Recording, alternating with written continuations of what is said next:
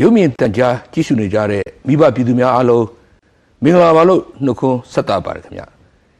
ဒီကနေ့အစီအစဉ်ကတော့ငလျင်ဘေးလွန်မြမစီးပွားရေးပြန်လည်ကူစားခြင်းနဲ့ပြန်လည်ထူထောင်ခြင်းသုံးသပ်ဆွေးနွေးပွဲနဲ့ပတ်သက်တဲ့အကျိုးစကားဝိုင်းပဲဖြစ်ပါတယ်ဒီစကားဝိုင်းမှာကျွန်တော်နဲ့အတူပါဝင်ဆွေးနွေးပေးဖို့မြမပုံရိပ်ဖွံ့ဖြိုးရေးအဖွဲ့ဒါရိုက်တာအဖွဲ့ဝင်တူလည်းဖြစ်စီးပွားရေးပညာရှင်တူလည်းဖြစ်တဲ့ဆရာဒေါက်တာဇော်ဦးမြန်မာနိုင်ငံကုန်သည်များနဲ့စက်မှုလက်မှုလုပ်ငန်းရှင်များအသင်းချုပ်အထွေထွေတွင်းမှုချုပ်ဆရာမဒေါ်ခိုင်ခိုင်ရွယ်တို့ကိုဖိတ်ကြားထားပါတယ်ခင်ဗျာမင်္ဂလာပါဆရာမတို့ခင်ဗျာမင်္ဂလာပါဆရာဒီလမေလ30နဲ့31မှာဒီပြည်တော်မှာကျင်းပမဲ့ကျွန်တော်တို့ငလင်ဘေးအလွန်မြမစီးပွားရေးပြန်လဲကူစားခြင်းနဲ့ပြန်လဲထူထောင်ခြင်းဆိုင်ရာသုံးသပ်ဆွေးနွေးပွဲဖိုရမ်ပေါ့နော်အဲ့ဒီဖိုရမ်နဲ့ပတ်သက်ပြီးတော့ဖိုရမ်မှာကျင်းပမဲ့ကိစ္စတွေကိုမိဘပြည်သူများကိုအသိပေးပြောကြမဲ့စကားဝိုင်းပဲဖြစ်ပါတယ်ဒီဖိုရမ်ကတော့ကျွန်တော်တို့ရဲ့မြန်မာနာရီတစ်အဖွဲ့နဲ့အတူ UNFCCI ကိုယ်နဲ့ဆက်မှုအသင်းချုပ်ကလည်းပူးပေါင်းကျွန်တော်တို့ဆောင်ရွက်ထားတဲ့ကျွန်တော်တို့အစီအစဉ်ပဲဖြစ်ပါတယ်အဲ့တော့ပထမဆုံးအနေနဲ့ကျွန်တော်တို့စကားဝိုင်းဆွေးနွေးပွဲကိုဆရာဒေါက်တာဇော်ဦးနဲ့စကြင်ပါတယ်ဆရာကဒီဖိုရမ်ရဲ့ကိုအော်ဒီနေတာတူလည်းဖြစ်တော့လေဆရာကျွန်တော်တို့ဒီဆွေးနွေးပွဲမှာကျင်းပရတဲ့ရည်ရွယ်ချက်ကြီးရှိတယ်နော်ဆရာဟုတ်ပါဘူးအားလုံးလည်းသိရပါတယ်အဲ့ဒါကိုကျွန်တော်တို့ပြည်သက်ကြီးမိဘပြည်သူတွေကိုစပြီးတော့ဒီရည်ရွယ်ချက်ကလေးနဲ့စပြီးဆရာအတိအပေးပြောကြားပေးပါခင်ဗျာဟုတ်ကဲ့ကျွန်တော်တို့ဒီသုံးသပ်ဆွေးနွေးပွဲရဲ့အဓိကရည်ရွယ်ချက်ကတော့ဒါငလင်ဘေးတင်သွားတဲ့ဒီစီးပွားရေးကဏ္ဍကြီးတွေနဲ့ဒီငလင်ဘေးတင်တဲ့ဒေသတွေမှာဘလို့ပျက်စီးဆုံးရှုံးမှုတွေရှိနေတယ်လေ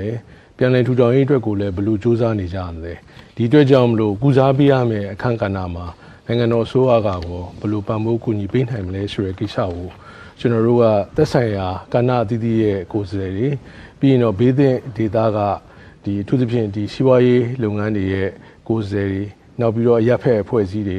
ပြီးရင်တော့ကျွန်တော်တို့ဒီတစ်ခေါက်မှာတော့နိုင်ငံတကာပညာရှင်တချို့ကိုလည်းပင့်ဖိတ်ထားပါတယ်အဲ့တော့သူတို့ရဲ့တင်ပြချက်အသီးသီးကိုနေပြည်တော်မှာကျင်းပတဲ့အတွက်လည်းနေပြည်တော်မှာတာဝန်ရှိတဲ့လူကြီးများကနေပြီးတော့ဒါကိုကြားနာပြီးတော့ကျွန်တော်တို့အစိုးရနဲ့ပုဂ္ဂလိကပူးပေါင်းဆောင်ရွက်ရေးကိုအများဆုံးနှင့်တင်ဘယ်လိုဆောင်ရွက်နိုင်မလဲဆိုတဲ့အတွက်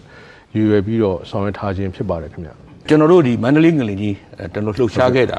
ါအလုံးပြည့်တဲ့ငလင်ကြီးပါနော်ခုနှစ်တမခုနှစ်အစိတ်ဆိုတာဒါမြန်မာနိုင်ငံမှာနှစ်ပေါင်းကျွန်တော်တို့100နီးပါးမှာဒါလှုပ်တဲ့ငလင်အဲ့တော့ကျွန်တော်တို့ဒါအတိအကျတကားလားစီးပွားရေးရောလူမှုရေးရောဆုံးရှုံးထိခိုက်မှုတွေအများကြီးရှိတယ်ဟုတ်ကဲ့အဲ့ဒီတည်းမှာကျွန်တော်တို့ကဒီကဏ္ဍအသီးသီးလေးလုပ်နေကြတယ်ကျွန်တော်တို့ဒီဖိုရမ်ရဲ့ရည်ရွယ်ချက်ကတော့ဒီစီးပွားရေးကောင်းမွန်ရင်လူမှုစီးပွားတွေတိုးတက်လာမယ်စီနော်အခြေခံကြတယ်လူပြည်သူတွေရဲ့နေ့စဉ်ဘဝရက်ခတ်မှုမှာရှိတော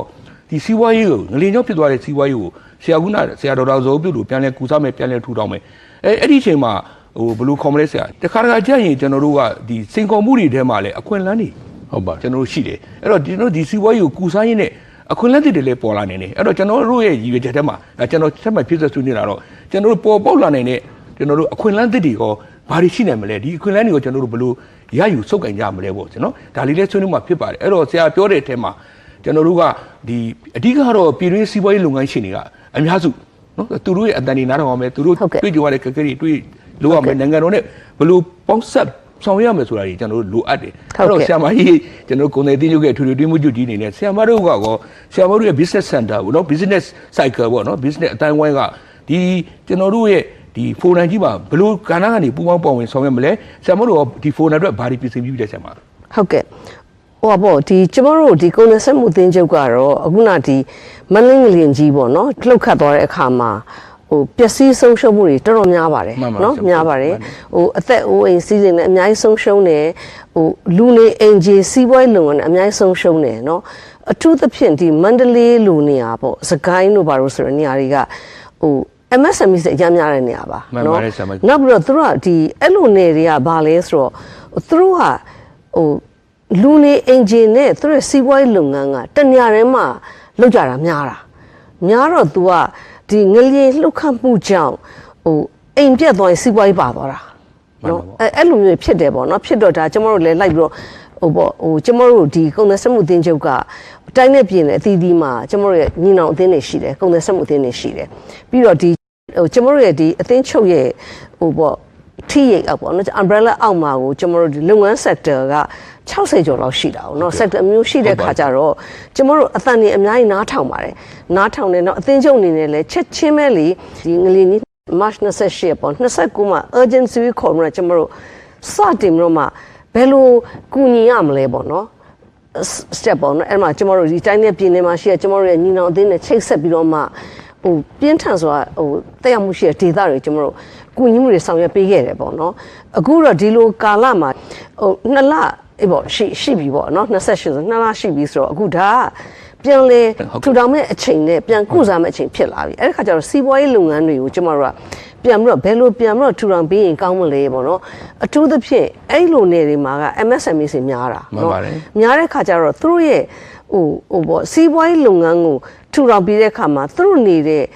နေအဆောက်အဦပြန်လုပ်ပြီးဖို့အတွက်ဖြစ်လာတာပေါ့နော်အဲ့တော့ကျွန်တော်တို့အသင်းချုပ်အနေနဲ့ဒါဆရာတို့နဲ့ပူပါဆရာတို့လာပြီးဆွေးနွေးတဲ့အခါမှာချက်ချင်းလက်ခံခဲ့တာပါလက်ခံခဲ့ပြီးတော့မှဟိုဆရာပြောခဲ့တဲ့ဟိုဆွေးနွေးထဲမှာပေါ့နော်စီးပွားရေးလုပ်ငန်းတွေအပေါ်မှာသက်ရောက်မှုတွေပေါ့အဲ့တော့ကျွန်တော်တို့ဒီ panel ထဲမှာဒီပထမ panel မှာပေါ့ဒီမန္တလေးငင်းကြီးဟုတ်တယ်စီးပွားရေးအပေါ်မှာသက်ရောက်မှုတွေကျွန်တော်ဆွေးနွေးကြမှာပါဆွေးနွေးတဲ့အခါမှာကျွန်တော်ကဏ္ဍအစုံပေါ့နော်ဒီသက်ရောက်မှုကိုအပြင်းထန်ခံစားရတဲ့မန္တလေးကုန်သည်စက်မှုအသင်းချုပ်ကိုကျွန်တော်တို့ဖိတ်ထားတယ်နော်ပြီးရင်ကျွန်တော်တို့ကဏ္ဍပေါ့စိုက်ပျိုးရေးကဏ္ဍနဲ့ပတ်သက်တာကျွန်တော်ဖိတ်ထားတယ် supply chain တွေတက်ဆော့ဖြစ်သွားမှာအောင်နော်ပြီးရင်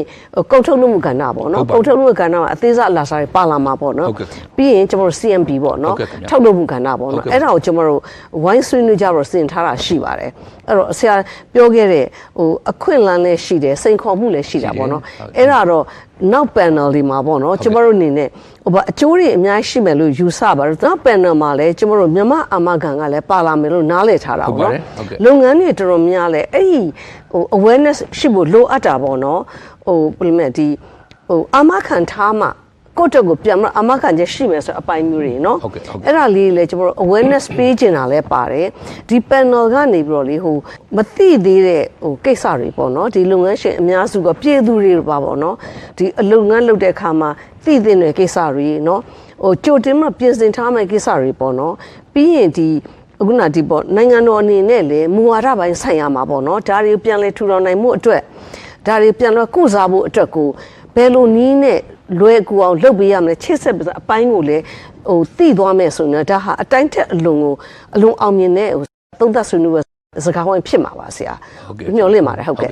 ကဲ့ဆရာမကျေးဇူးတင်ပါတယ်အဲ့တော့ဆရာတို့ကျွန်တော်တို့ခုနပြောတဲ့ထဲမှာပါတယ်ဒီကျွန်တော်တို့ဒီနေပြည်တော်မှာကျင်းပမယ်ကျွန်တော်တို့ရဲ့ဟိုနေပေါ့ economic recovery ပေါ့နော်အတူတူပြောရင်တော့ recovery ဟိုကျွန်တော်တို့ဒါကျွန်တော်တို့ forum ပေါ့ဆရာ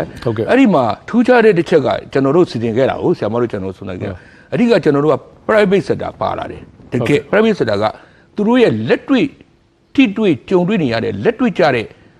ဒီကျွန်တော်တို့ကဏ္ဍတွေရတယ်ပါတဲ့ private sector ပါလာတယ်နောက်တစ်ခါနိုင်ငံတကာအတွေ့အကြုံတွေနဲ့ problem solving ပေါ့ဒီပြဿနာတခုစီးပွားရေးပြဿနာတခုချိကတ်တာနဲ့ဖြေရှင်းရမှာကျွမ်းကျင်တဲ့စီးပွားရေးပညာရှင်တွေပါလာတယ်ဟုတ်ကဲ့ထိုနည်း၎င်းပဲအဲ့ဒီပြဿနာတွေနဲ့ issue တွေနဲ့အခွင့်အရေးတွေအခွင့်အလမ်းတွေအပေါ်မှာဒီဟာတွေအားလုံးကိုအကျိုးသက်ရောက်မှုပုံမကောင်းမွန်လာအောင်ထိရောက်လာအောင်လုပ်ပေးနိုင်မယ် policy maker ဆိုတဲ့ကျွန်တော်တို့ကဒီအစိုးရဘိုင်းကျွန်တော်တို့အစိုးရအဖွဲ့အစည်းပိုင်းဆိုင်ရာတွေကပါလာတယ်အဲ့တော့ဒီ forum ကထူးခြားချက်ကထူးခြားချက်ဆိုမလားဒါမှမဟုတ်လေကျွန်တော်တို့ရဲ့ inclusive နဲ့ပေါ့နော်ကျွန်တော်